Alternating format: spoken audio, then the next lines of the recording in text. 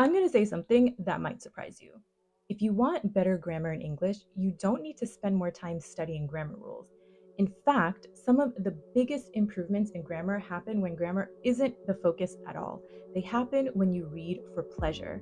Now, don't throw out your grammar books as yet or drop out of that grammar course. Your books and courses are still useful, they're just not the main character anymore.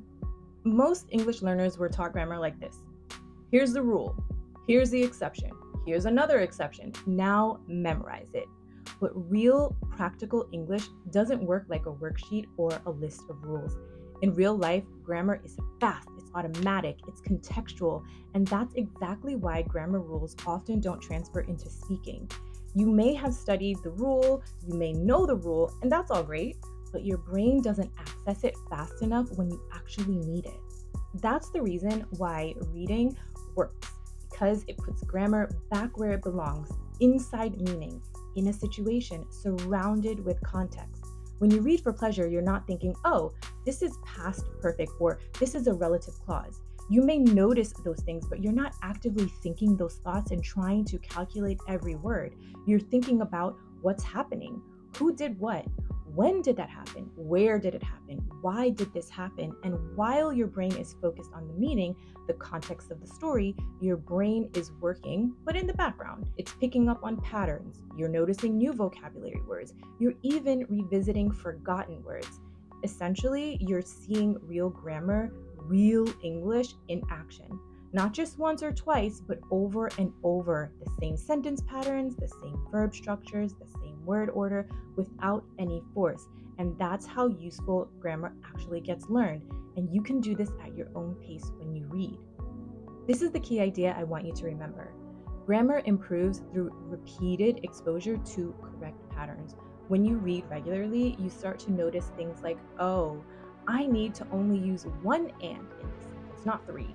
Or people usually say pick up together, not just pick, when they're talking about getting something off of the floor. And over time, things will begin to feel and sound more natural to you, not because you memorize a list of rules, but because you absorbed it by repeated exposure to authentic, real English material. And this is pattern recognition. Your brain is a fantastic tool for it, and you don't need any more talent. You just need more exposure and more repetition. And to help you do that, on January 11th to 17th, I will be hosting a 7-day Read With Me challenge live on YouTube at 7:30 a.m. Eastern Standard Time for 30 minutes. So choose a book, pick out your tea, and let's read. Don't worry if you can't make it, the replays will be available.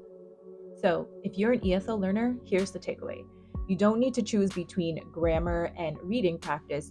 Reading is grammar practice, just the kind your brain actually uses and can easily take in.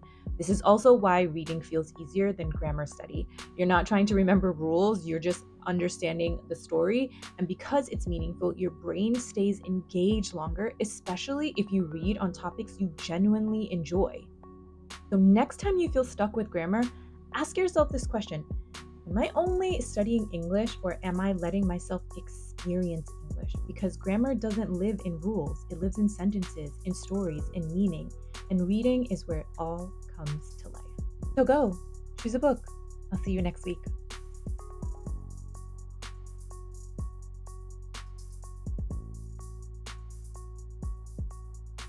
What are you still doing here? Go get a book.